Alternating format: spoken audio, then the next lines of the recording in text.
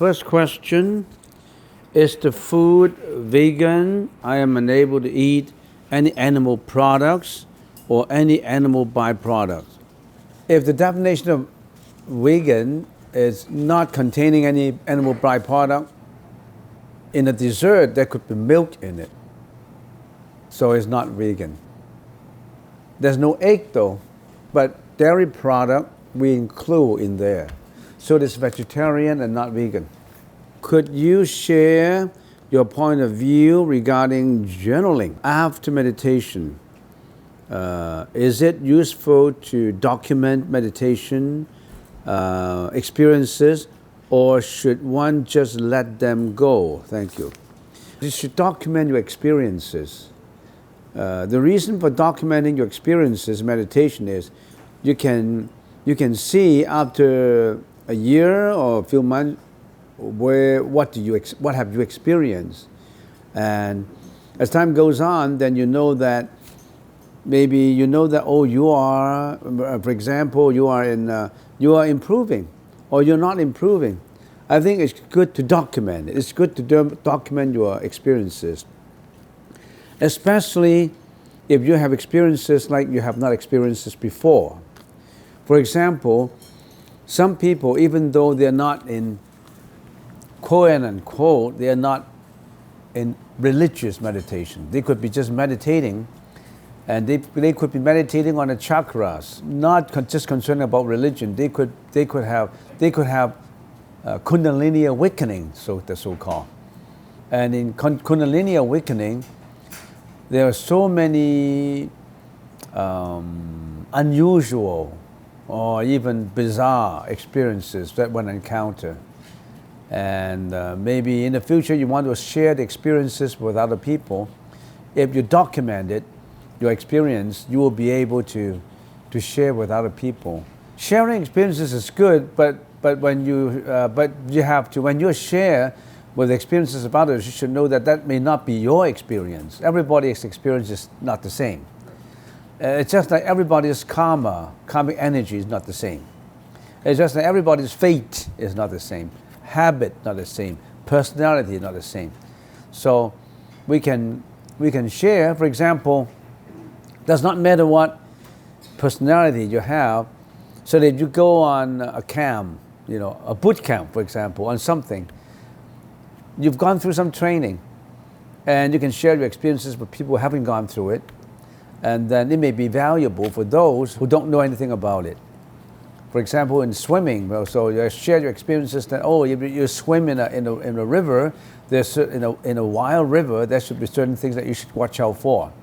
There could be snapping turtles. So in somewhere, you should watch out. I mean, so many experiences to share. Or canoeing. If canoeing, there are places where it's dangerous and you should avoid the danger. It's always good to document it, to share it. And only by documenting your experiences will you be able to reflect on what you have done before. All right, so it's excellent habit to document it. Plus, it could be good training for your writing too. If you want to be a writer, you have to write, right? You have to. I have never seen a writer who just become a writer. You have to write a lot of garbage before you know how to classify this garbage into, paper, cloth, organic, inorganic. So it's good to document it, right? Does consciousness equate to God in Buddhism? Not exactly. Depends on how you can sit down. Depends on how you define God. If you define God as an external third person, personification, no, consciousness is not. It's your own consciousness. It's not God. When we come to analyze it, if you call it God, if you call something like, it's very mystical, it's very powerful, it's something that cannot be measured by any instrument, it's something that you cannot see, it's inscrutable, then I say the God is in you. You have that God in you. You have that nature of God in you. You don't have to look for an external God to rely on. You be your own God. You create your own world. You create your own destiny. As we always say, consciousness gives rise to thought. Every thought is consciousness. When a thought is repeated all the time, when a thought is expressed into action and speech, because actions and speech is all created from a thought. There's no thought, there's no action and speech without a thought. You want to move your legs forward, you walk, then you have a thought of moving forward. You want to talk, you have a thought of, moving your tongue. So every action, every speech is created by your thought. So thought finds its expression in speeches and actions. When speeches and actions are repeated all the time, it becomes your habit. When your habits are repeated all the time, it becomes your personality. Your personality determines your fate, your destiny. It's not God. Not God determine where you should go. You yourself determine where you should go. Not God God is not responsible for your success or your failure. You yourself are responsible for your success and failure, not God. That's the way we put it. Without criticizing God is no good. We never say that. I mean, if you want to believe in a God, go ahead, believe in a God. If God gives you that reinforcement in you, without a God you cannot live, then why should anybody take away that concept from you? I mean, but that is your own concept. Or there's many other people's concept. But there are also other people who know that the God is in them.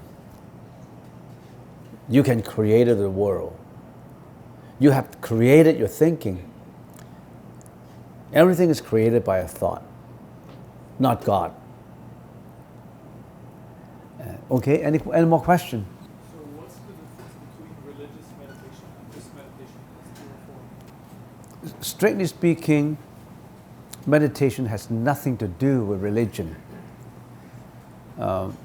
Even when we meditate, remember we talk about the 5 meditative elements. We never mention one thing as God in there. The first one is inquiry. Inquiry is to understand life, understand how a thought is formed, understand your interaction between yourself and all others, understand about suffering. Suffering is not God, we can see suffering. So inquiry, you have to know, inquire about life. Inquiry, to build up your understanding, to build up your perspective. And then you have vitakka, which is drawing a conclusion. This is the conclusion I draw. This is the conceptual thinking that I use in my meditation. Okay? And then you go on to have a concentration. By using this method, I arrive at a mental stabilization. My mind is not wandering around. I'm using this method to stabilize my mind. And also I'm using this wisdom to think about how I should react to externalities, how I should not be selfish, for example, how I should not be depressive, how I should not be jealous, how I should not be greedy, how I should be more generous, more loving kindness, more compassionate. There's no such thing as God in what I'm talking about. Throw away the religious concept. That word religion is for the average person who believes in religion. Believing in the Buddha does not mean that believe in a religion. We just believe in the Buddha's teaching. The Buddha is not God. Buddha is a person who has awakened from the dream of existence. He found a way to transcend death, to transcend suffering. And he knew the method, and he wanted to introduce this method to all people who can also transcend death and suffering, who understand suffering. There's no such thing as, if I believe in the Buddha, I will be saved. The Buddha cannot save you. The Buddha can only give you the map so that you can save yourself from the forest of suffering. The Buddha cannot walk the steps for you. If the Buddha can save you, everybody would have been saved already. Because Buddha personally cannot save you, but Buddha can give you the map to get out. It's just like I cannot go to Victoria for you. The only thing I can do is I can drive you to Victoria, or I can give you a map to Victoria. But if I'm dead, I cannot drive you to Victoria. The Buddha passed away already. But the Buddha left behind a lot of maps for you to go to Victoria. You just follow the map, then you go to Victoria, right? You can say, how come the Buddha is not around to guide me? He's dead already, right? So these Buddhist teaching are all the maps that get us out from intricacies of life. Nothing to do with religion. Throw away that word religion if you want to pollute your own thinking with a God religious concept. Sometimes religions create a lot of conflict. There's religious wars. There's religion that related to politics. Religions and politics seems to be sometimes combined together to suppress his own people. Or religions and politics could be used for the royal family to get their wealth. I mean, some people misuse religion, misuse politics. So there's no such thing as religion if you believe in a religion. But there are certain things like understanding. I want to understand what's going on. I want to understand life. I want to understand how come there's sufferings around. What are the causes of this suffering? Can we end this suffering? If we end these sufferings, where do we go? That's nothing to do with God. That's how you perceive the problem, how you solve the problems. So it's not a blasphemy to say there's no God. The God, if you want to believe in the God, is in you. You are your own God. Okay, so religious meditation and non-religious meditation, what's the difference? As long as you use the right method. I want to ask, what's the importance of the gesture when meditation? Because I used to use a gesture like this, but today when I use this gesture, I think I cannot concentrate. But when I change to the gesture like this, Yeah, and I feel warm immediately. But when at home I use this gesture, I can also concentrate. So what's the importance of the gesture when meditation? Yeah, okay, sit down. Yeah, please, yeah. Gesture in the, especially in Tibetan Buddhism, we call it mudra. Gesture is a bodily expression. Gesture is expression of a body, an action, right? Your gesture. And when a person is interacting with externalities, external environments, or interacting with external environments, he interacted in three ways. Bodily behavior, body actions, speech, right? And the thought. Actually, thought and speeches are controlled or driven by a thought. But we say our body, our speech, our mind interact. In process of interaction, we get polluted by externalities. And the Buddha said we can use our this body, speech, and thought, we can purify them. And how do we purify them? When you are meditating, you are putting your body gesture to the process of purification. When you are not meditating, what do? You use your eyes to see things that you shouldn't see. You use your nose to smell things you shouldn't know. You use your tongue to taste. For example, you attach to taste. That's the reason why you want to taste the flesh of animals. You eat ducks, chickens, pigs, because you like their taste, right? So all these is attachment. Now your body is at rest. There are certain gestures that Tibetan Buddhism designed that if you do put in this way, you better receive some energy. But it does not really matter. Use the way that is the most comfortable to you. If you find that this is the way that's more comfortable to you, then you use this way. If you find this is more comfortable to you, you use it this way. Some people use this way. It does not really matter. It's the mind that is important. What kind of gesture put your mind at peace? Don't attach any importance to what kind of gesture. The gesture that is the most comfortable to you. Use that gesture. All right? Yes? Yeah? Because my friend and I both feel the difference when we change the gesture.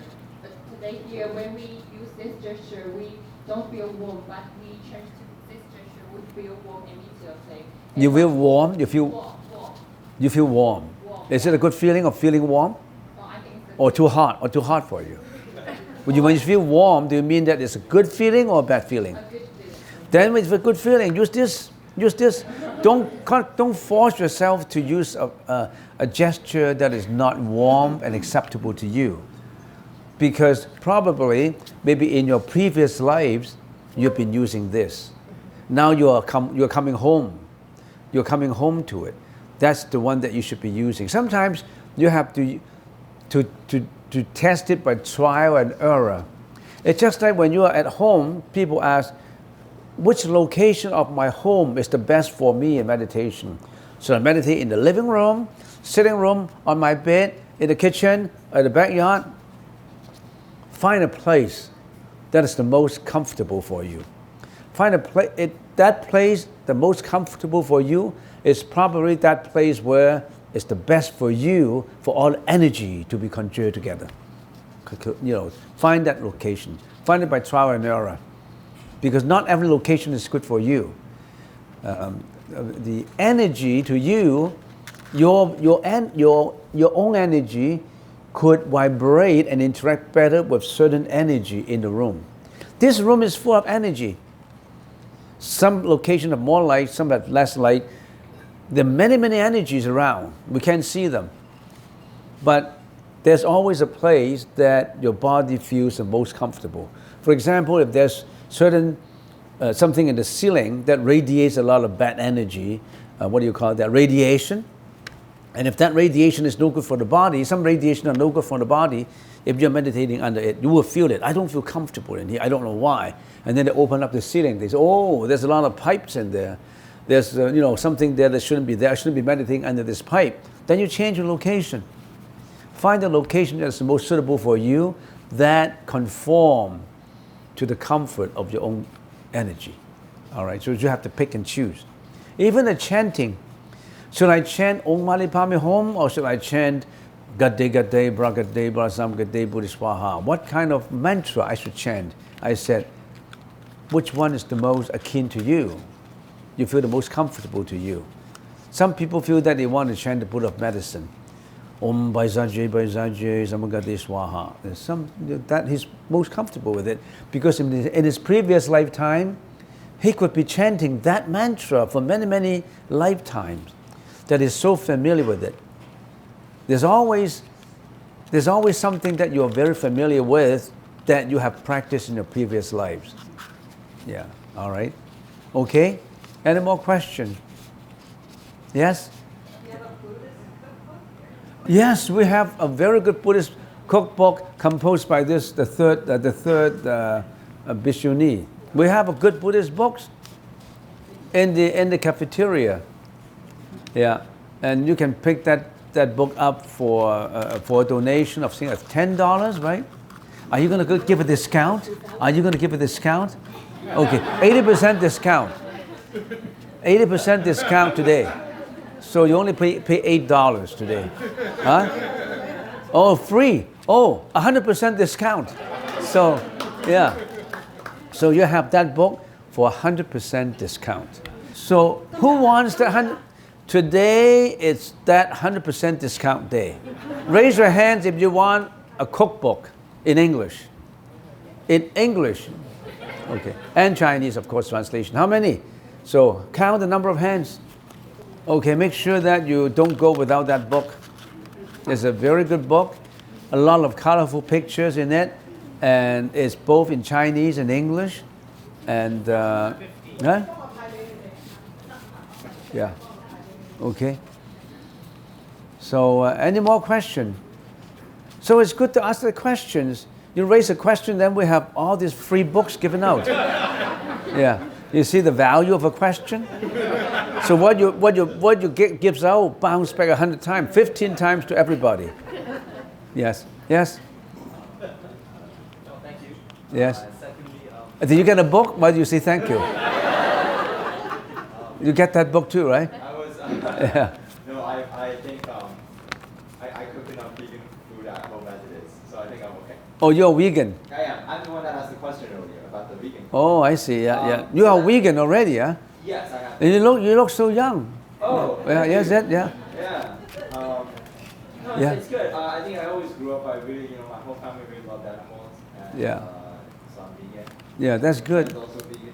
Oh, is it? Yeah. Yeah, Vegan. So, anyways, my question was that before I sat down, I didn't know that there was milk products in this. So I'm wondering. There was no what? I can't hear you. I didn't know there was milk product in the dessert. Yeah, in the What dessert. should I do with this dessert? Oh, I see. Very simple. Give it back to us. Give it back to us. We have one more. Does anybody else want a strawberry? Yeah, no, you don't have to destroy it. Give it back to us. Oh, I see. Yeah. I wasn't Okay. sure. Yeah. Okay, please. There you go. Thank you. Yeah. As long as you didn't get the first bite of it. No, I didn't. No? I didn't Okay. take a bite and then get it. Okay. Yeah. Okay. Yeah. Okay. So you return it and we'll deal with it. Thank you very Yeah. much. Is this your first time coming here? It is, yeah. Oh, how do you- Not to the temple, but to this. I didn't know this was. Oh, I see. This is not your first time to the temple. No, it's not. Oh, I see. Yeah, my Okay. dad. Oh, okay. Yeah. Thank you. Yeah. Okay. Yeah. That's just to remind you, we have just built a good garden. A garden of rhododendron and a garden of cherry blossom on that side, walking the crossroad, and we also have a fountain there.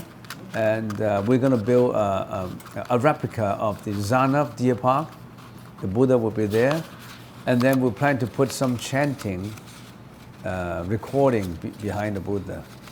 So we did a lot of work to promote the Buddha's teaching, to let people know that. Very important to practice Buddhism in terms of the three very important subjects of Buddhism: morality part, wisdom part, and the meditation part.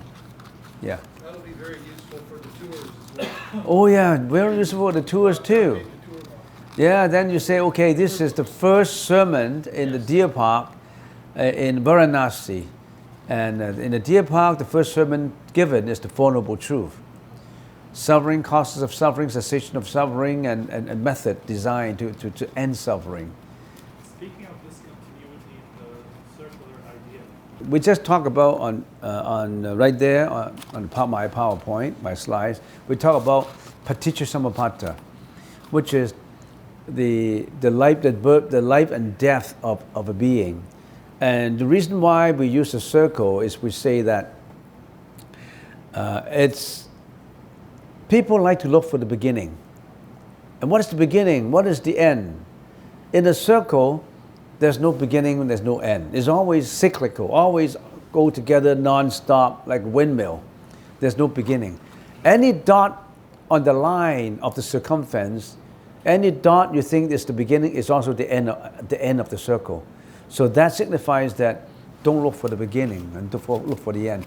Beginning and end only is in the mind of a normal thinking. When you go beyond thinking, beginning and end only applies to thinking of time. Because in the time, there's always the past, which people think is the beginning, the present, and the future. The future, people say that's the end. When I die, that's the end of my future.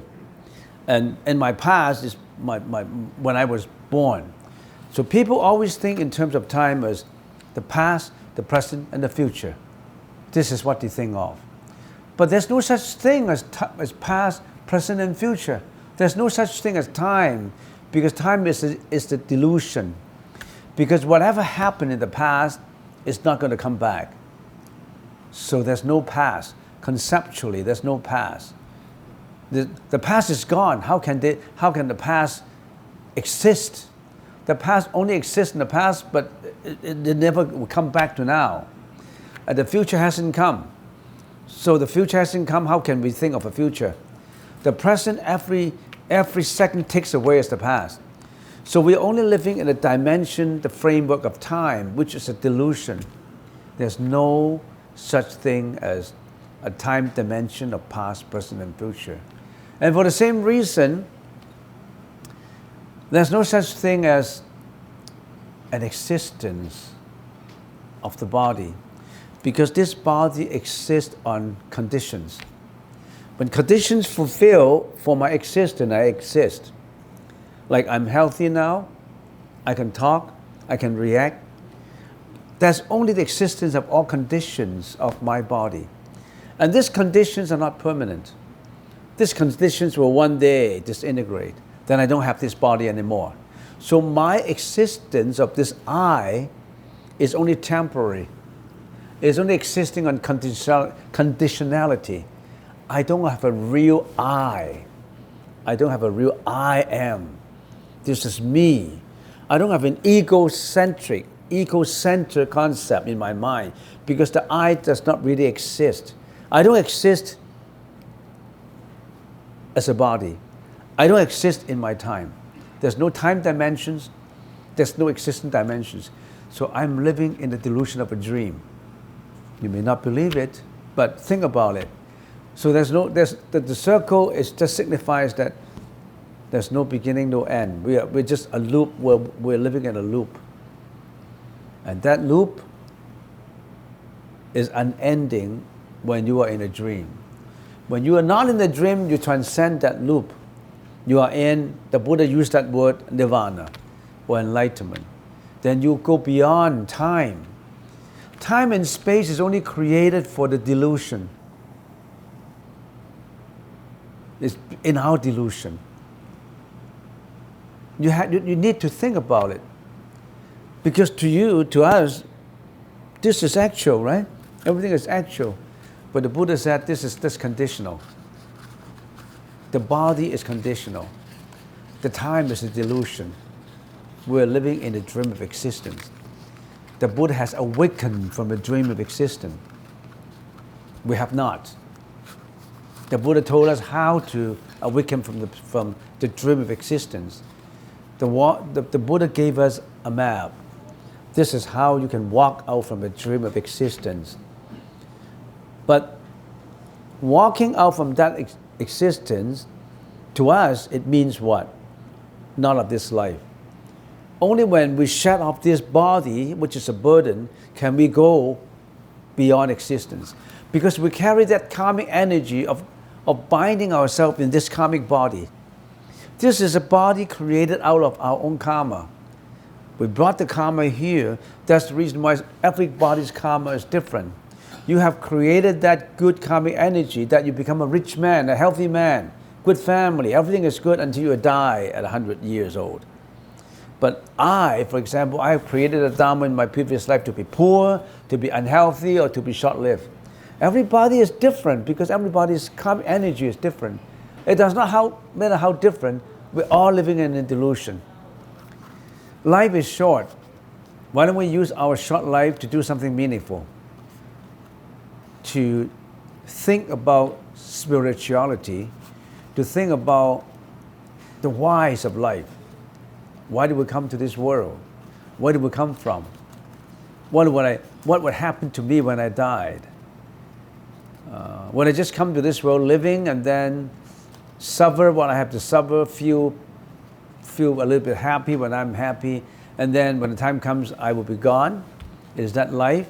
Or if you have gone through a lot of suffering, then you would say, why do I have to go through this suffering? Do I need these sufferings? Why are everybody different? Have you ever thought about existence of life? You know the difference between an animal and a human? An animal would just eat when it's hungry. An animal would just bark when it is ferocious. He would never think about existence. Why do I exist? The meaning of existence. A dog would not think about the meaning of existence. Only a human would. That's the value, the most important value of a human. Have you appreciated your own value? Have you pondered about this value and think about those values and bring this value into a fruition of enlightenment, understanding, wisdom, maybe this is the time to realize those values, to think about them, other than just eat your breakfast, eat your lunch, go to sleep, raise your children, and then when they grow up, they get married and they leave you and wind up with you and your husband, and then when your husband is gone, wind up with you yourself, and then last but not least, you wind up in the nursing home.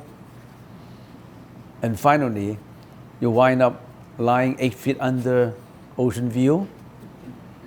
Is that the way to go? The Buddha said, no. There's more to life. Don't waste time on life on those things only. There are certain things that you can think about. And maybe this is not late. You have to start thinking about it. Have to start doing something about it.